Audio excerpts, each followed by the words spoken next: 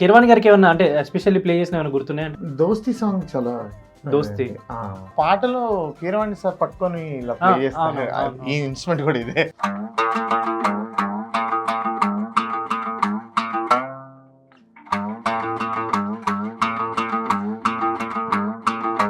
So మీకు ఎలా ఉండేది కిరవాణి గారితో వర్కింగ్ ఎక్స్పీరియన్స్? ఆ ఇన్స్ట్రుమెంట్ కి ఒక ధర్మం ఉంటుంది. ఆ ధర్మాన్ని ఫాలో అవుతూ ఎలా ఉంది మీ మ్యూజికల్ జర్నీ? అంటే ఎప్పుడు మనీ గురించి అంత బాధపడలేదు. వేరేం చెయ్యాలన్న థాట్ కూడా నాకు రాదు, నాకు తెలియదు కూడా.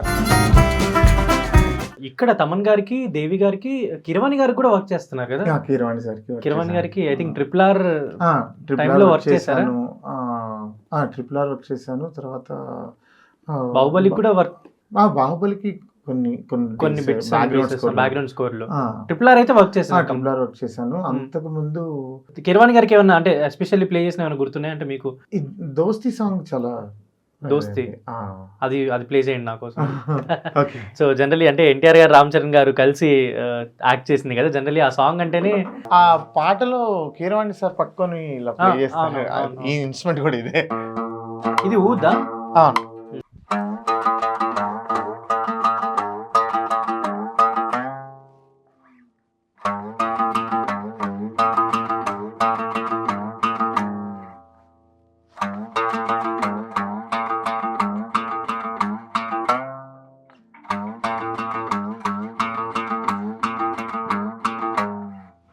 ఇలా స్టార్ట్ అదే దాని తర్వాత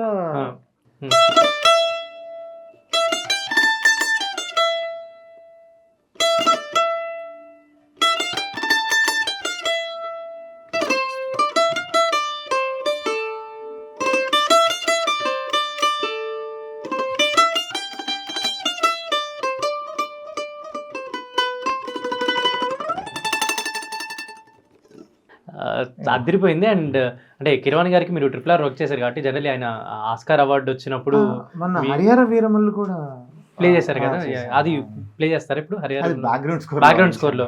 కిరవాణి సాంగ్ కూడా అది రిలీజ్ చేశారు, అవుతూ వాయించాను. అది సాంగ్ కూడా యాక్చువల్లీ బ్యాక్గ్రౌండ్ స్కోర్ కోసం చేసింది, బట్ సాంగ్ లో కూడా ఉంది. సాంగ్ కూడా అది బాగుంది, సాంగ్ రిలీజ్ చేద్దాం అని చెప్పి అదేదో సాంగ్. సో ఇప్పుడు triple R and Harihara Veeramallu play చేశారు కాబట్టి ఆయన కిరవాణి గారు అంటేనే ఇప్పుడు ఆస్కార్ విన్నర్ ఆయన. ఎలా ఉంటుంది కిరవాణి గారితో వర్కింగ్ స్టైల్ ఇదంతా? జనరల్లీ ఆయన సాంగ్స్ లో కూడా మ్యూజిక్ బాగా ఎలివేట్ అవుతుంటది. స్ట్రింగ్ సెక్షన్ అవ్వచ్చు, మ్యాండలిన్ బిట్స్ అవ్వచ్చు, వైలిన్ అవ్వచ్చు, ఈవెన్ అమల్ రాజ్ గారు ప్లే చేసి ఇవన్నీ కూడా చాలా ఎలివేట్ అవుతుంటాయి. సో మీకు ఎలా ఉండేది కిరవాణి గారితో వర్కింగ్ ఎక్స్పీరియన్స్? కీరవాణి సార్తో వర్కింగ్ అంటే ఆయనతో ప్లే చేసేటప్పుడు నేను మ్యూజిక్లో ఉన్నాను అన్న ఫీలింగ్ వస్తుంది అనమాట. ఆయన చాలా జ్ఞానం సార్కి. ఇన్స్ట్రుమెంట్ మీద చాలా అవగాహన ఉంటుంది. ఏ ఇన్స్ట్రుమెంట్ తోటి కొంతమంది ఉంటారు, దానికి కొన్ని రిస్ట్రిక్షన్స్ ఉంటాయి ఒక్కొక్క ఇన్స్ట్రుమెంట్. అవునవును, అక్కడ వరకే అలాగే చేయగలం, దానికి ఒక స్టైల్ ఉంటుంది. సో ఇప్పుడు ఫ్లూట్ లాగా ఈ మ్యాండలిన్ ప్లే చేయలేం, మ్యాండలిన్ లాగా ఫ్లూట్ ప్లే చేయలేం. బికాజ్ ఆ ఇన్స్ట్రుమెంట్కి ఒక ధర్మం ఉంటుంది. ఆ ధర్మాన్ని ఫాలో అవుతూ ఆయన ఆ ఇన్స్ట్రుమెంట్ ఎలా కావాలో అలాగా చెప్పి ప్లే చేయించుకుంటారు. అది చాలా తక్కువ మందికి ఉంటుంది.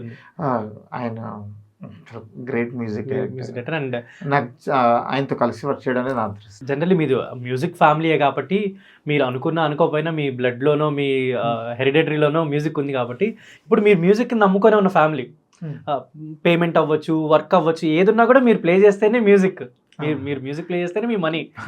ఎలా ఉంది అంటే మీరు అనుకోని, అంటే జనరల్లీ చాలా మంది ఒక్కొక్కసారి రిగ్రెట్ అవుతుంటారు, నేను ఏదైనా వర్క్ చేసుకునే బాగుండాను, లేకపోతే నేను జాబ్ లేకపోతే ఏదైనా బిజినెస్ అలా అనుకుంటారు. బట్ మీరు 25 years నుంచి ఆల్మోస్ట్ 25 years నుంచి మీరు మ్యూజిక్లోనే ఉన్నారు కాబట్టి ఎలా ఉంది మీ మ్యూజికల్ జర్నీ? అంటే నేను ఎప్పుడు మనీ గురించి అంత బాధపడలేదు, ఎందుకంటే నాకు మ్యూజిక్ అంటే ఇష్టం. సో నేను వేరేం చెయ్యాలన్న థాట్ కూడా నాకు రాదు, నాకు తెలియదు కూడా.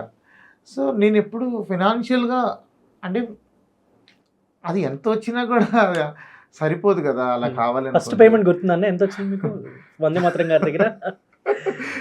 ఫస్ట్ పేమెంట్ 3,000 అంటే అప్పుడు చాలా ఎక్కువ. చాలా అంటే 3 movies కలిపి 3,000 3 movies కలిపి 3,000 ఇచ్చారు. జనరల్లీ అప్పుడు 3000 అన్నారు. ఇప్పుడు ఒకవేళ కొంచెం ఎక్కువ అమౌంట్ వచ్చినా మీ మనీ అంతా ఇన్వెస్ట్మెంట్ కూడా మ్యూజిక్ మీదే ఉంటుందా, ఇన్స్ట్రుమెంట్స్ మీద? నా ఇప్పుడు నాకు ఇది instruments, అవునండి. 3 lakhs అని చెప్పారు ఓజీలో యూజ్ చేసింది, అంటే ఓన్లీ దానికోసం మీరు తెప్పించారని చెప్పారు. అవును. అంటే సో ఇన్స్ట్రుమెంట్స్ అదే మీద అంటాను, నాకు నా passion music and music instruments కొనటం. నేను ఒకసారి ఎప్పుడో పొద్దున్నే 4కో ఏమో మెలకు వచ్చింది. వెంటనే నిద్ర పట్టట్లేదు. సో ఏదో అమెజాన్ ఓపెన్ చేసి చూస్తూ ఉన్నాను. చూస్తూ ఉంటే ఒక ఇన్స్ట్రుమెంట్ ఏదో కనిపించింది, ఇంట్రెస్టింగ్ అనిపించింది, ఆర్డర్ పెట్టి కొనుక్కున్నాను. సో నాకు ఇన్స్ట్రుమెంట్ కొనటం అంటే అంత ఇష్టం. ఓజీ సినిమా అప్పుడు కూడా తమనన్న చెప్పారనమాట, ఇది కొంచెం జాపనీస్ స్టైల్లో ఉంటుంది, అలా కావాలని. సో నేను ఆలోచించాను, జాపనీస్ స్టైల్లో నా దగ్గర ఇన్స్ట్రుమెంట్ ఏది ఉంటే ఎక్కువ నేను అవుట్పుట్ ఇవ్వగలను, ఎక్కువ వర్క్ చేయగలను ఆ మూవీకి అని చెప్పి ఆలోచిస్తే నా దగ్గర అంత జాపనీస్ ఇవేం లేదు. సో వెంటనే నా ఫ్రెండ్కి ఒకళ్ళ కాల్ చేశాను, సింగపూర్లో ఉంటాను, నా ఫ్రెండ్ అనమాట. కాల్ చేస్తే వాళ్ళు అరేంజ్ చేశారు. అది కోటో అండ్ ఇది కోటో ఒకటి ఏంటిది, అది చూపించండి కెమెరాకి. షామిసేన్. సో ఇప్పుడు అదెంత కాస్ట్ తెలుసుకోవచ్చా మేము? ఇది ఆల్మోస్ట్ ఒక 1 lakh. 1 lakh? ఓకే, ఇది 3 lakhs. సో వచ్చిన మనీ వచ్చిన మనీ దానికే పెట్టాను. బట్ నేను ఎప్పుడు బాధపడలేదు. ఆ ఇన్స్ట్రుమెంట్ చూస్తే ఓకే అది నా ప్రాపర్టీ అన్న ఫీల్ ఉంటుంది. చాలా మంది మ్యూజిక్ డైరెక్టర్స్ తో వర్క్ చేస్తుంటారు కాబట్టి ఇప్పుడు ఇండియాలో ఉన్న అందరు మ్యూజిక్ డైరెక్టర్స్ ఆల్మోస్ట్ సౌత్ ఇండియాలో చేసే అందరితో వర్క్ చేస్తుంటారు. ప్రోగ్రామ్స్ అంటే బయట ఈవెంట్స్ ప్రోగ్రామ్స్ ఈవెన్ అరౌండ్ ఎన్ని చేస్తుంటారు మీ చిన్నప్పటి నుంచి మాండలిన్ ప్రోగ్రామ్స్? ఒక 1000 కాన్సర్ట్స్ చేస్తుంటారు. వేరే కంట్రీస్ కూడా వెళ్తున్నారు? వేరే కంట్రీస్ కూడా వెళ్ళాను, దుబాయ్, యుఎస్, కువైట్, సింగపూర్, ఇలా ఆల్మోస్ట్ అన్ని.